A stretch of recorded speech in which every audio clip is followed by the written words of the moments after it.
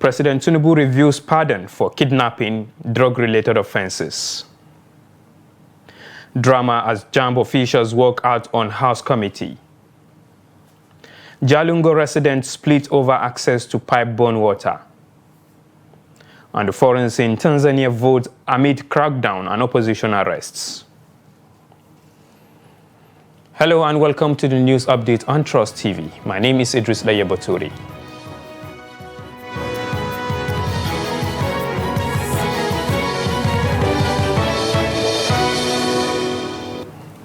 President Bola Ahmed Tinubu has signed the instrument of clemency and pardon for selected individuals, completing the formal process of exercising his constitutional power of mercy. A statement by his special advisor on information and strategy, Bayo Onanuga, said the move followed consultations with the Council of State and a review of public opinion. Following the review, the president ordered the removal of individuals convicted of serious crimes such as kidnapping, drug-related offenses, human trafficking, fraud, and unlawful possession of firearms from the clemency list. Others previously granted pardon in the old list had their sentence commuted. The approved list of beneficiaries has been forwarded to the Nigerian Correctional Service for implementation in line with the signed instrument of release. President Tinubu also directed the relocation of the Presidential Advisory Committee on Prerogative of Mercy from the Ministry of Special Duties to the Ministry of Justice to ensure future exercises align with public expectations and best practices. And in a related development, President Bola Ahmed Tinubu has revoked the presidential pardon earlier granted to Maryam Sanda, who was sentenced to death in 2020 for killing her husband Bilyamini Bello. According to an official gazette released by the special advisor to the president on information and strategy, Bayo Onanuga, Sanda's sentence has been reduced to 12 years imprisonment on compassionate grounds. The gazette stated that Sanda, who has spent 6 years and 8 months at the Suleja Medium Security Custodial Center, will now serve an additional 6 years. It cited her good conduct, remorse, and the need to consider the welfare of her children. The document, titled Reduced Terms, was issued under Section 175 of the 1999 Constitution and also listed other beneficiaries including Haruna Isa, Mamman Ibrahim, Sanusa Adamu, Sadi Musa, Sabiu Aliyu, and Haliru Sani. Attorney General of the Federation and Minister of Justice Lateef Fagbemi, SAN, confirmed that the decision followed consultations with the Council of State after public concerns over the initial pardon. He added that the president has directed the relocation of the Secretariat of the Presidential Advisory Committee on Prerogative of Mercy to the Ministry of Justice to enhance transparency in the future reviews. Now, Nigeria's newly appointed service chiefs on Wednesday appeared before the Senate for screening, pledging renewed commitment to tackling insecurity and strengthening the nation's defense architecture. Chief of Defense Staff Lieutenant General Olufemi Oluyede described his previous tenure as Chief of Army Staff as very challenging, noting that while progress had been made in improving national security, more work still lay ahead. He reflected on the immense demands of military leadership and the sacrifices required to safeguard the country.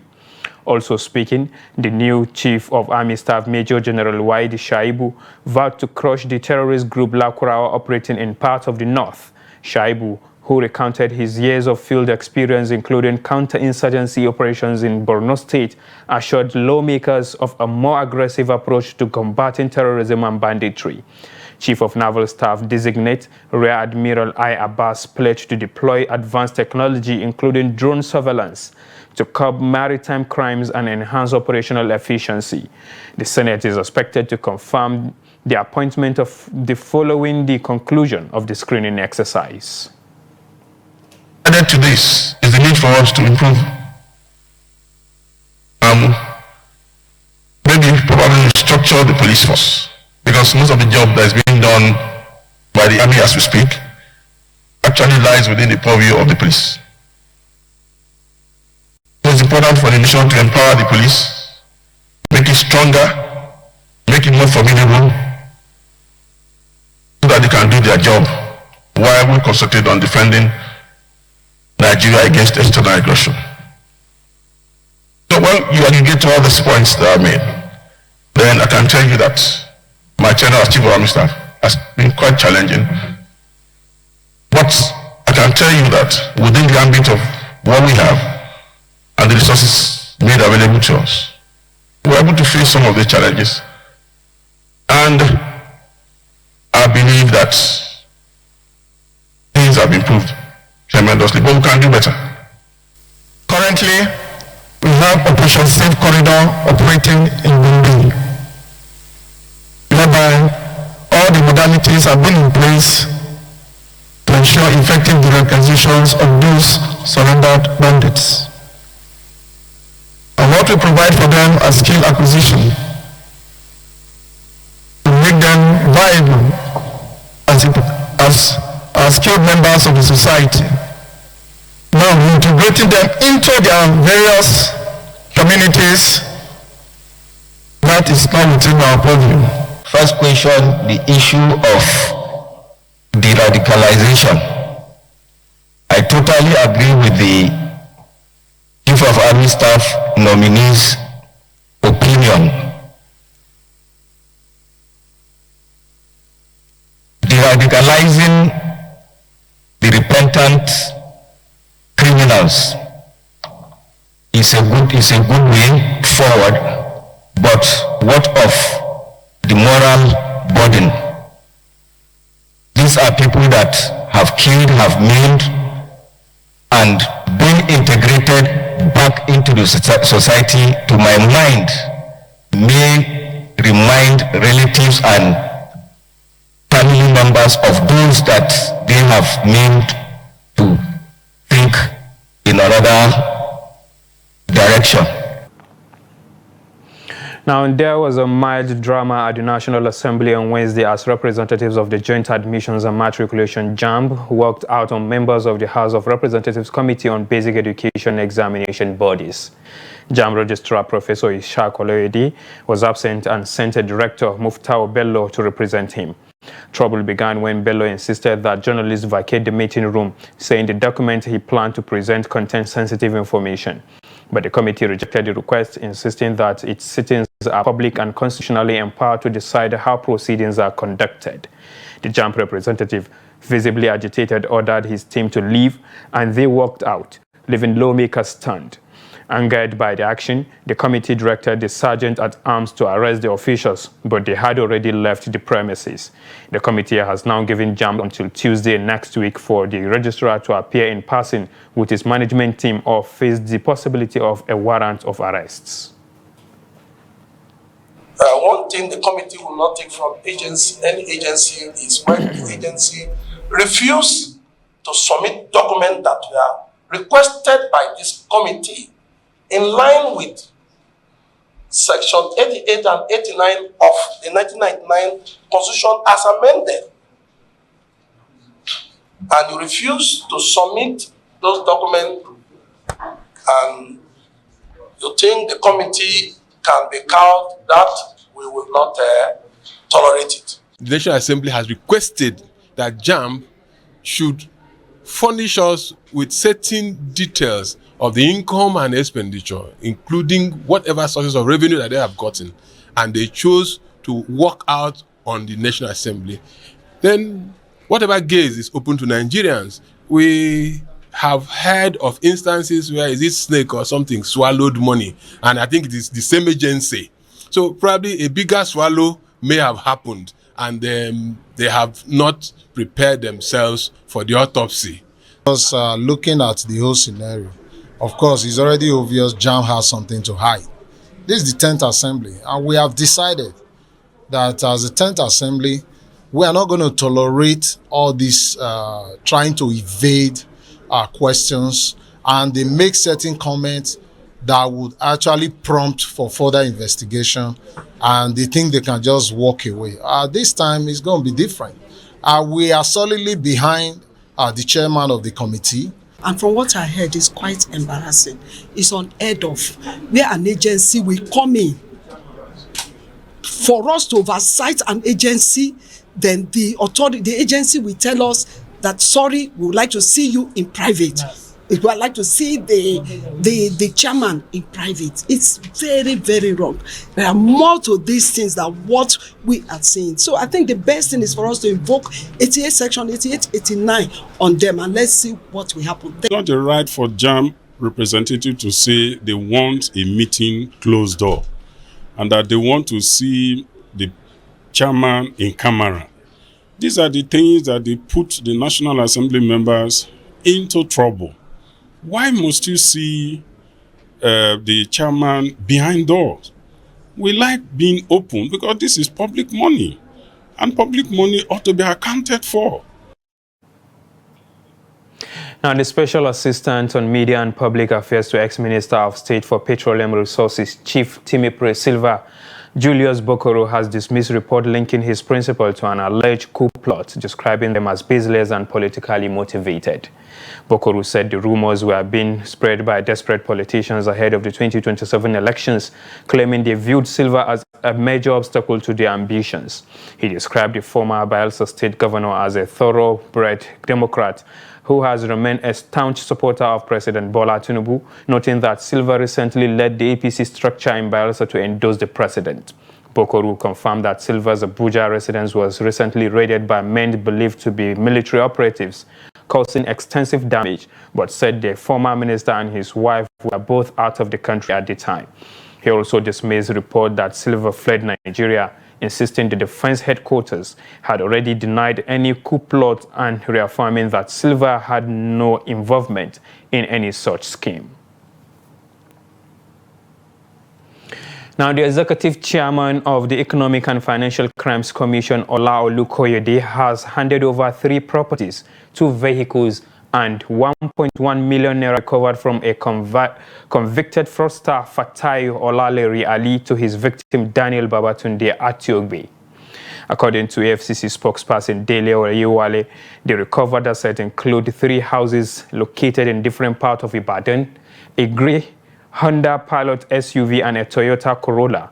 The handover was conducted by the acting zonal director of the EFCC's Ibadan office, Hawa Garbaringim, on behalf of the chairman. Olukoyede said the assets were released to the victim as ordered by the Federal High Court in Ibadan. Justice Uche Ogbamo had in November 2024 granted a final forfeiture order after finding Ali guilty of defrauding Atiogbe of over 200 million naira under the guise of performing spiritual cleansing. Ali was sentenced to 3 years in prison and ordered to sign a good behavior undertaking with the Department of State Services. Receiving the recovered items, Atiogbe thanked the EFCC for its professionalism and committed to justice.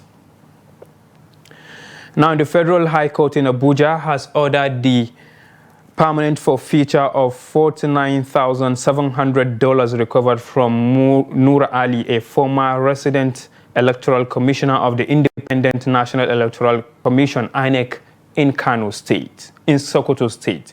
Justice Emeka Nwite issued the order after counsel to the Defendant Corrupt Practices and Other Related Offences Commission, Osuobeni Akponi Misinga, moved a motion for a final forfeiture for the funds. The ICP told the court that public notices had been issued inviting anyone with a claim to the money to come forward, but no objections were received. The sum was initially recovered during a search by the Department of State Services at Dr. Ali's residence in Kano during the 2023 general elections. According to the ICPC, intelligence suggested that the funds were proceeds of unlawful activity, as INEC does not pay its officials in foreign currency. Ali had reportedly claimed that the money was a gift from former Sokoto State Governor Aminu Tambuwal and Senator Aliyu Wamoko, but the court found no credible evidence to support his claim. Justice Nwite therefore ruled that the money be permanently forfeited to the federal government of Nigeria. Now, moving on to more stories, the issue of water supply in Jalingo, the Taraba state capital, has continued to generate mixed reactions among residents. While some applaud the government for improved access to pipe-borne water, others complain that their areas remain without supply. Reports. Jalingo local government area, the capital of Taraba state, has a large landmass comprising 10 wards, 8 located within the metropolitan area and 2, Konagaru and Yelwa Abari, situated on the outskirts. However, while some areas enjoy regular access to pipe-borne water, others continue to experience severe shortages. This uneven distribution has sparked divided opinions among residents about the state government's performance on water provision. Some residents commended the administration for its efforts, saying they now receive water consistently in their communities. Others, however, claim they have never seen a functioning pipeline, accusing the government of neglecting their neighborhoods. I live beside Jalingo Abattoir. We are not aware that water pump exists in our area because we have never seen any. We depend entirely on well water. The pumps seems to supply only the wealthy areas, while people like us hardly get anything, even though the pipelines were installed here before. In the past, the government provided water to every house and collected small bills from users. We are calling on the government to consider our situation and help the masses to survive. We don't have access to water from public pumps in our area. We rely on well water for everything. Residents in areas such as Abaride and Kachala Sambi lament that water supply only seems to reach neighborhoods of the wealthy, while ordinary citizens are left without it. They recall that in the past, the government ensured water reached every household and collected a small levy for maintenance, a system they wish could be restored. The water situation here has really improved compared to before. We can hardly get 2 days without water. It usually runs from morning to evening, and the bills are not much. Meanwhile, other residents praised the present administration, saying they rarely go more than 48 hours without water, noting that supply now runs regularly from morning till evening. Alhamdulillah,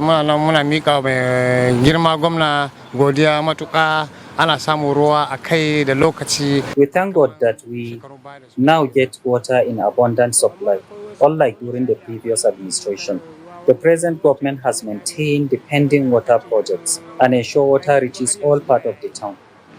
Some people pay through regular bills, others use prepaid meters or cards to settle their payments. Responding to the mixed reactions, the chairman of Jalingo local government, Aminu Jaro Hassan, said most parts of Jalingo are now supplied with potable drinking water. He explained that despite the incomplete Jalingo water project initiated by the previous administration, new water schemes have been launched to expand supply within the state capital. For the water projects, I want to believe His Excellency has his own plans for that. But even with that, the project have already started yielding results. All we need to do is to appeal to the people of Jalingo local government to desist from at least vandalizing the pipelines that supply water across the locality, and also report as at when due where there are a lot of leakages, so that the people of the Rural Water Supply Agency will at least attend to the problem as at when due, so as to minimize wastages, and then above all ensure that our people have clean and potable water to drink. The chairman also advised residents to desist from vandalizing pipelines while promptly reporting any leakages or damage to the appropriate authorities. Now, following a motion filed by Cross River lawmaker Basi Akiba urging the House of Representatives to cap rent increases at 20%, nationwide Lagos residents have reacted. They are calling on the government to first reduce the high cost of building materials and provide affordable housing before asking private landlords to lower their rents. The reports. The House of Representatives have directed the federal government to collaborate with state governments to regulate housing rents and protect tenants from excessive increases. The resolution, sponsored by Cross River lawmaker Barrister Basi Akiba, seeks to cushion the impact of rising living costs that continue to strain households, businesses, and individuals relying on rented accommodation. Speaking to Trust Television, some Lagos residents and property agents shared mixed reactions. They noted that factors such as location, building type, and amenities determine rent prices, with new houses fitted with modern facilities costing more than older apartments without running water. House in which they do okay is a room self-contained, no water. Different from the it's going to be the different from the one where pure water will be existing there, and water will be existing there. But house which is doesn't have water, doesn't have this, and there are some landlords will tell you say this is the room self-contained, but it's not tight. So the way house is being consulted is what is going to determine the price. Everybody knows the situation of the country. The country is not as before. The country is not as before, but if they want to help, they could have bring something down. But not even all the agents that are renting house out. The way they put things, agreement, commission is even higher than the building you want to, the house you want to rent. That's what causes everything. Because we want government to help us. If anything they can do to help us, they should help. Even though if government raise this thing, when the effort comes from government and government bring their own down, you will see that all this all these lawyers are fighting for, because not today they are fighting or talking about this house. I remember many years ago they talk about this house. Even they said that any landlord who no bring the house price down, they will charge him to court. They will do this. But when the landlord or landlady tell the tenant to move out, where you want to live, the lawmakers are to bring it to the government first, by advising them to bring their good houses, at least low-cost houses, enough low-cost houses for the poor masses, the junior cadres, so that they will, and if they want to rent it, it will not be high. So when they have done that, if they should bring law to the landlords to bring all their rent low, it will be very, very possible. A single room now, as far as I know, is 430,000 naira for a single room. And then a boys' quarter, they are charging 350,000 naira. A room and parlor, 1 million naira. Not even a self-contained. So it's just too much. And then how much are the landlords collecting? We say the landlords are charging too. I bet the agents, the rate at which the agents are collecting money, that is just too much. Many residents, however, urge the government to lead by example by first reducing the prices of government-owned housing and construction materials. They say the soaring cost of cement, iron, and other building materials continues to worsen Nigeria's housing deficit and make homes unaffordable for low and middle income earners. And now in business, the Central Bank of Nigeria has denied the report that it disbursed $1.259 billion to oil sector operators for the importation of refined petroleum products. In a statement, CBN spokesperson Hakama Sidi Ali described the report as inaccurate and misleading, explaining that the figure cited in the bank's Q1 2025 sectoral utilization of foreign exchange data represent total market transactions by participants in the Nigerian foreign exchange market under the willing buyer, willing seller framework. She clarified that since the unification of exchange rate in 2023, the forex market has been market-driven, with foreign exchange sourced and supplied by participants not allocated by the CBN. Sidi Ali stressed that the bank has not sold foreign exchange for the importation of petroleum or any other product, adding that the data only reflect legitimate market activities, not direct CBN intervention. She reaffirmed the Apex Bank's commitment to a transparent, market-based forex regime that promotes stability and confidence in the economy. And now away from Nigeria, polling stations opened across Tanzania on Wednesday for a national election marked by rising tension and concern from human rights groups over the detention of opposition figures. President Samia Suluhu Hassan is seeking a second term under the ruling Chama cha Mapinduzi party, which has covered governed since independence in 1961. Observers say the poll will test the country's commitment to democracy and political freedoms. Opposition leader Tundu Lissu of Chadema remains in detention on treason charges, while another key opposition candidate has been disqualified. Amnesty International has reported a climate of fear, citing enforced disappearances, arbitrary arrests, and extrajudicial killings that it says undermine the credibility of the vote.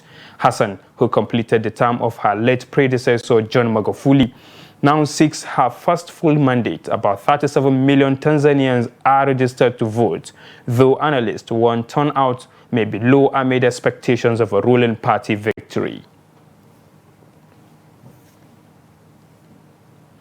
And with that, we've come to the end of the news update on Trust TV. Do not forget to follow us across all our media platforms and also watch us live on YouTube for more news programs and documentaries. My name is Idris Laye Bature, thanking you for being with us. Good evening.